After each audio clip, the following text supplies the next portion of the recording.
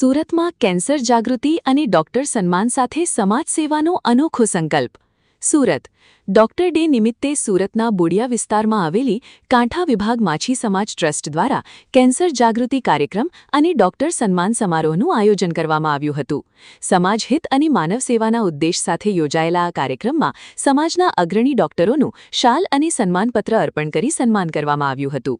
કાર્યક્રમ દરમિયાન કેન્સર જેવી ગંભીર બીમારી અંગે નિષ્ણાત ડોક્ટરોએ સમયસર નિદાન, યોગ્ય સારવાર અને જાગૃતિના મહત્વ વિશે ઉપસ્થિત લોકોને વિસ્તૃત માર્ગદર્શન આપ્યું હતું. કેન્સર સામે સાવચેતી અને વહેલી સારવારથી જીવ બચાવી શકાય છે તે અંગે પણ સમજણ આપવામાં આવી હતી. આ પ્રસંગે સમાજ સેવાના ભાવથી પ્રેરાઈ શ્રી દીપકભાઈ ધીરુભાઈ એજારદારે જરૂરિયાતમંદ લોકોના કલ્યાણ માટે ₹1.51 લાખના દાનની જાહેરાત કરી હતી. તેમની આ ઉદાર સહાયને ઉપસ્થિતોએ વધાવી લીધી હતી. રામજીવાડી બુડિયા ખાતે યોજાયેલા કાર્યક્રમમાં સમાજના આગેવાનો, તબીબો, ટ્રસ્ટના હોદ્દેદારો તેમજ મોટી સંખ્યામાં સમાજજનોએ હાજરી આપી હતી. વક્તાઓએ ડોક્ટરોની નિસ્વાર્થ સેવાભાવને બિરદાવી વધુમાં વધુ લોકો સમાજ સેવાના કાર્યો સાથે જોડાઈ અને કેન્સર અંગે જાગૃત બને તેવો સંદેશ આપ્યો હતો. ડોક્ટરો પ્રત્યે કૃતજ્ઞતા વ્યક્ત કરતો, કેન્સર સામે જાગૃતિ ફેલાવતો અને માનવ સેવાનો સંદેશ આપતો આ કાર્યક્રમ સમાજ માટે પ્રેરણાદાયી બની રહ્યો હતો.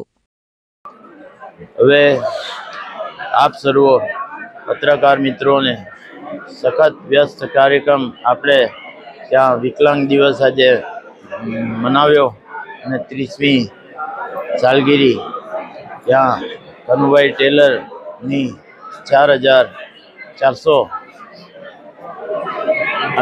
અનાથ વિકલાંગોની હોસ્પિટલના સ્કૂલ અને હોસ્ટેલ અને પ્રભુ હાર્ટ ઇન્સ્ટિટ્યૂટના ઉપક્રમે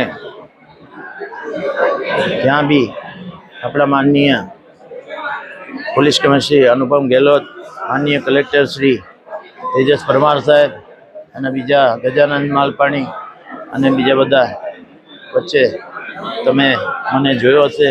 મારું વિશેષ બહુમાન થયું અને ત્યાં 51 લાખનો મેં ચેક આપ્યો છે અને બીજા પણ મેં જાહેર કર્યા છે અને ત્યાં બી તમે હાજર હતા. સતત વ્યસ્ત કાર્યક્રમને લીધે ત્યાં હું ICICI બેંકમાં ગયો અને અહીંયા આજે વર્લ્ડ ડૉક્ટર દિવસ છે અને કેન્સર જાગૃતિ અભિયાન આ અમારા કાંઠા વિભાગના માછી સમાજના, કલાસી સમાજના વડા કિશોરભાઈ પટેલે અહીંયા આ આયોજન કરેલું હતું અને કેન્સર વિરુદ્ધ, કેન્સર નહીં પણ કેન્સર માટે જાગૃતિનું માટે અહીંયા 120 ડૉક્ટરો, કેન્સર સર્જનો અને બીજા નેહા પટેલ જેવા મેડિકલ ઓન્કોલોજિસ્ટને બધાને આમંત્રિત કર્યા. તેમણે સ્પીચ આપી અને અંતે બધાને દરેક સવાલોના જવાબ નેહા પટેલે આપ્યા. પેલા આપણા બીજા એક્સપર્ટ શું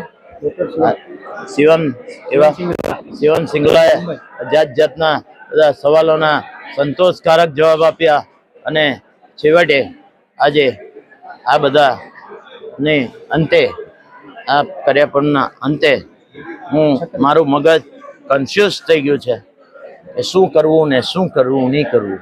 કારણ કે પરેશ ભજીયાવાલા અને બીજા બધાએ કહ્યું કે ઘરનું ખાઓ, ઘરમાં શાકભાજી ઉગાડો, ગ્રીન હાઉસ બનાવો, બાલ્કનીમાં બી તે સબ્જી ખાઓ. પણ મારો એ સવાલ છે કે મેં એવું કર્યું છે.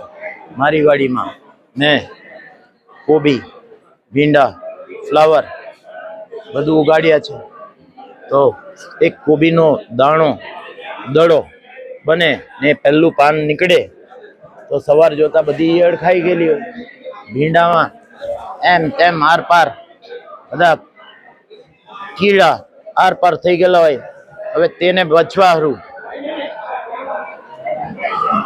બધા કે વેજીટેરિયન બનવાનું બરાબર છે, પણ આ બધું પેસ્ટિસાઇડ G10 નું દાણું 2 ખાઈ જાઓ તો તમારું કુટુંબ મરી જાય. એ નજર સામે બનેલું છે અમારા સુલતાનાબાદ. કોકોકોલામાં રાજેશ વાડીવાળાએ પીવડાવેલું આખા ફેમિલી 5 જણને, પતી ગયા જ્યારે. એટલે એ G10 ના 2 દાણા તમને માર લાખે. તેનું તો સ્પ્રે છાંટવામાં આવે આ ભીંડામાં, ને આ કોબીના દડામાં, આ ફ્લાવરના, ફુલેવરના દાણામાં, ફુલેવરના દડામાં તો જ એ બને. નહીં તો એની ખેતી જ નહીં થાય. તે પેસ્ટિસાઇડ વાળું વેજીટેરિયન ફૂડ આપણે ખાય તો આપણને કેન્સર થઈ જાય. તો વેજ ખાવું કે ઘેટા બકરા અને ચિકન નોન વેજ, તેમાં બી તકલીફ પાછી. તકલીફ હું યારું એ જે ઘાસચારો ખાય, મતલબ બકરા કે મરઘી તો બધું જ ખાઈ જાય, તેમાં કંઈ કેન્સરના જંતુ હોય મરઘીને પચી જાય. પણ તે ચિકન આપણે ખાઈએ, માંસ ખાઈએ તો તેનાથી બી કેન્સર. કન્ફ્યુઝ થઈ જવાય. સારું કરવું હું? વેજ બનવું, ઘેરનું ખાવું, પાર્સલ નહીં ખાવું. પાર્સલ આવે મેકડોનાલ્ડના વેજ બર્ગરમાં બી પેલું તળેલું હોય, એમ કે પેલું જે ઓઇલ આવે એ બધું ફાલતું હોય. એમ કે આપણા સાહેબ કહેતા હતા, સિંગલા સાહેબ, એ ફાલતું ઓઇલ હોય, તેમાં બી સારું આપણને કેન્સર થઈ શકે. કઈ નહીં, ફાસ્ટ ફૂડ ખાવું, ઘરનું ખાવું, તો વેજ ખાવું, નોન વેજ ખાવું તો બી કેન્સર. હવે સિંગલા સાહેબે કહ્યું કે 1.5 લાખની વેક્સિન મુકાવી. નેહા પટેલે કહ્યું કે રેડિયેશન થેરેપી એન્ડમાં, ને પેલી 1.5 વાળી વેક્સિન 3 મુકાવી. 4.5 નો ખર્ચો, પેલો 1.5 લાખનો ખર્ચો તો કઈ નહીં થાય. એ અમેરિકાની વેક્સિન. હા બરાબર. ચાલો આખો લગભગ કાંઠા વિસ્તારના બધા મેલ ફિમેલ થઈને 50 લાખની વસ્તુ. કેટલી? હે 1 લાખ. 1 લાખની વસ્તી. ચાલો સુરત સર ને આવરી પછી એ તો વાત છે. પેલા કાંઠા વિસ્તારને માછી સમાજ, કોળી સમાજ, નાયકા સમાજ, એટલે હરિજન સમાજ, પછી હળપતિ સમાજ, એ બધા સમાજને બચાવવા માટે 1 લાખની વસ્તીમાં 1.5 લાખની 1.5 લાખની વેક્સિનની જરૂર. બરાબર. એ સ્ટોકમાં નહીં હોય તો યુએસથી મંગાવવી પડે. એ ખર્ચો ડાયરેક્ટ ઓર્ડર આપી શકીએ, ફ્લાઇટ મંગાવી શકીએ, ફેડેક્સમાં બધી વેક્સિન આવી જાય. આ લોકો મૂકશે કોણ? આઈરે એમડી બરાબર. ઓન્કોલોજી નેહા પટેલ મૂકી આપે તમને મેહાવરી કેન્સરમાં.